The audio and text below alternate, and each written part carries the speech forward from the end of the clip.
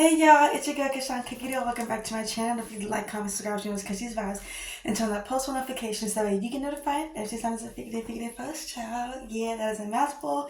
Kind of like this Assassin's Blue, but that's a whole nother story. Speaking of stories, it's going to get to story time. So, you know, there has been a lot of DV situations in my family, and in particular, this situation is in regards to my younger cousin Xavier. So he ended up getting locked up because of this. And he jokes about getting locked up, so it's not like I'm saying anything that he doesn't talk about.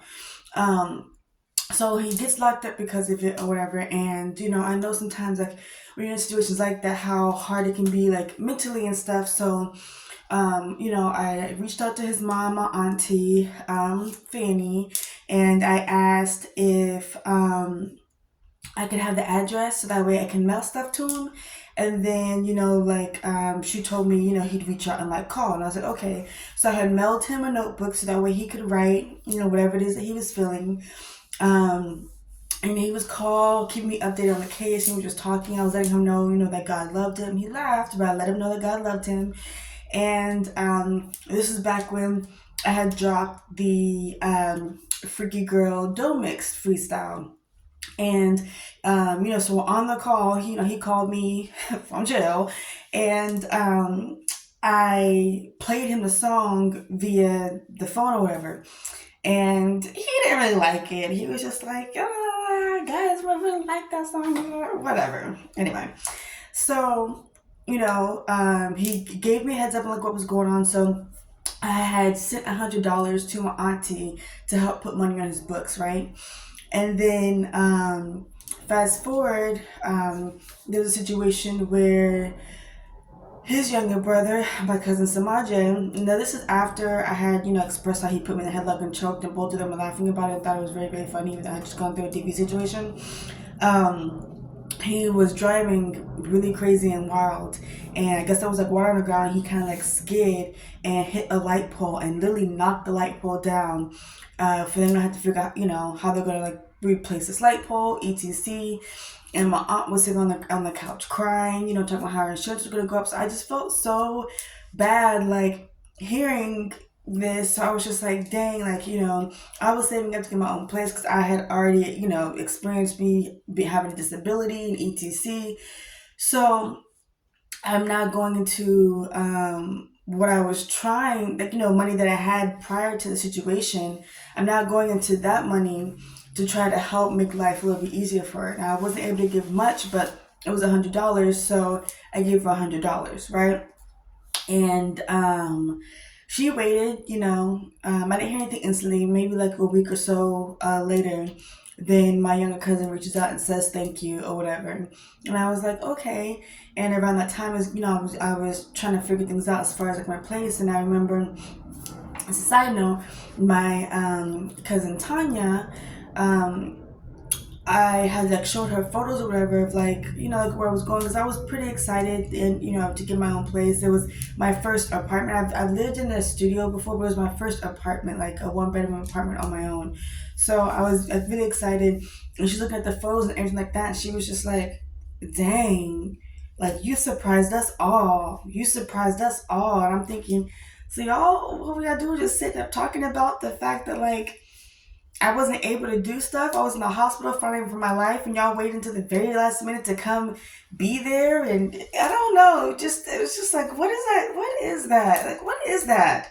Um, so I was just like, okay, like that's really weird. But I didn't say anything. I just like kept going, and proceeded forward. But I don't know. My relationship with my family is like certain parts of like my family. It's weird because like my aunt, my mom was like, like you don't reach out to auntie. I was like, well, she knows. I was like, I know you've told her about me being in the hospital, me being out of the hospital, and she never reached out. So like, I don't know why you're expecting me to reach out to her when like she didn't. And I guess my mom said something, so then she calls me, and we're talking about it, this and that, blah blah blah. And I told her I felt like giving up, and like committing the S word. She's like, no, like your time's not done yet, this and that. And I was like, okay, cool. Well, fast forward, I don't really know what happened. Like I'm thinking everything's cool. Her and I are talking, like like we're FaceTiming, and she's sending me stuff from my place and all this other kind of stuff, and like everything's cool. The next thing I know, she just like has an attitude towards me. Like when like I had let my cousins listen to my album, like one of the songs to my album, and she's in the background, and she can hear it, and like she didn't say anything. And then I remember how when oh, so then like I had when my album like or one of my songs, my Pain in My Eyes, when that song officially dropped, I had FaceTime my papa, and he was at her house. So I'm asking, can he hear it? It's not blah blah blah, and he's letting her hear it, and her energy was weird, especially because there was a time before that where he was at her house and FaceTime me, and he was like, I was like, oh, you're at Auntie's, like, let me say hi. And he turned the camera to her, was like, I was like, hi, and she was just like, hi. And I'm thinking she should say something. She literally goes, like, to my pawpaw, like, get the camera off me. And it's just like, what did I do to you? I ain't never said nothing. I ain't never did nothing. I have been nothing but helpful. Like when her kids needed money, I sent them money. And like they didn't call, they never called and told me happy birthday. They never text and send in, a check to see how I'm doing. None of that. They didn't do it before, they didn't do it after. Like they only thing they ever did to me was, like I said, the youngest put me in a headlock really tightly, and the other one who has DV case was laughing while he was doing it. And Samaje at the same time, they were outside playing with BB guns, and I'm standing out there with him, Xavier, and one of Xavier's homeboy. I think it was like an Asian boy, one of his homeboys, and Xavier and his homeboy were talking about going shopping and whatever, and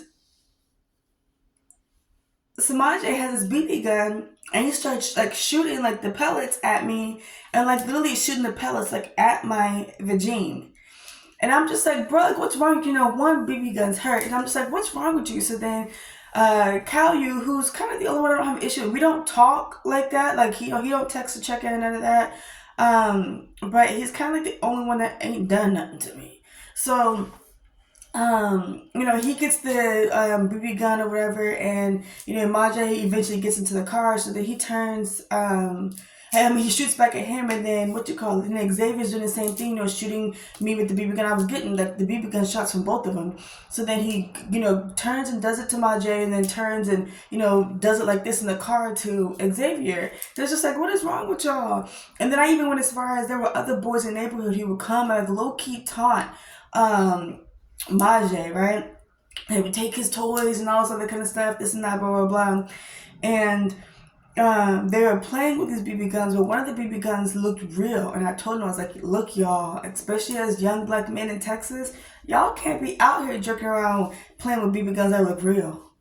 Y'all just can't do that. Y'all can't do that. So I was always like, very kind and like would give him like advice and this and that. But like, I don't know what's going on. Like, because even though there hasn't actually been anything foul, Maje has put his hands on women too, and I'm just like, look, I'm gonna need y'all to like stop that. I'm gonna need y'all to stop it. And it's just like, like I said, as I'm healing, I'm just like sharing different parts of my story and all that kind of stuff. And it's just like, when we talked about this before, when you're in a situation where you really need like help and all this other kind of stuff, it's just like, you just don't really get that. You just don't really get that from people. And I'm not saying that you expect it, but like you just don't really get that. It's just like, and it's crazy because like, and I know for me, it's just like, okay, I need to do better with like, not just giving out money. Because as I'm explaining these stories, I'm like, dang, I've given a lot of people money just because. Wow. So it's just like, I was trying to be helpful, like, okay, like figure out how I can help in a certain way, but it's just like, for me, that's where I need to create boundaries. It's like, okay, just because someone comes to you crying about a situation doesn't mean you have to give them money.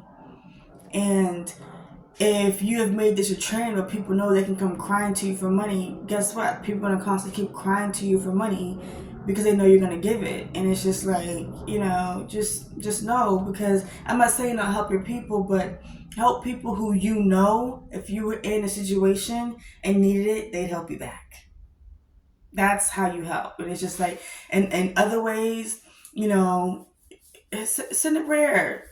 Like, and I might even say it like that, but for real, because it's like, you know, money was tight for me in both situations. Like the first time I was budgeting, planning to move, second time I was budgeting, planning to move, and both times I went into what I was trying to save up for a move to give them, and what have they ever done for me? And I'm not saying you need to be like that, but like, would somebody do the same for you? Is the real question.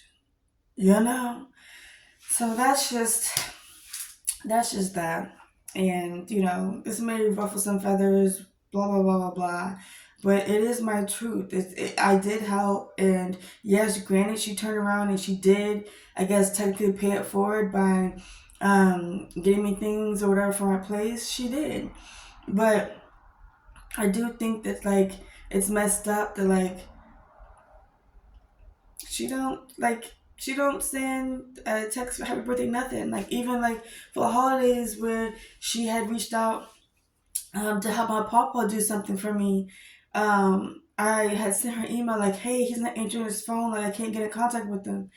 She didn't say nothing back. It's just like, I really don't know, but that's all I gotta say about this, and I'm just gonna let that be that. There's no, by the way, there's no ill will. I don't wish any negativity on anybody. I don't have any issues with anybody. I could see them and we could still talk and be cool, but I am allowed to share my story and my truth and not feel like I have to be hushed just because somebody's gonna be mad at me. Well, where was y'all? Anyway, I love y'all, appreciate y'all, and I'll see y'all in the next one.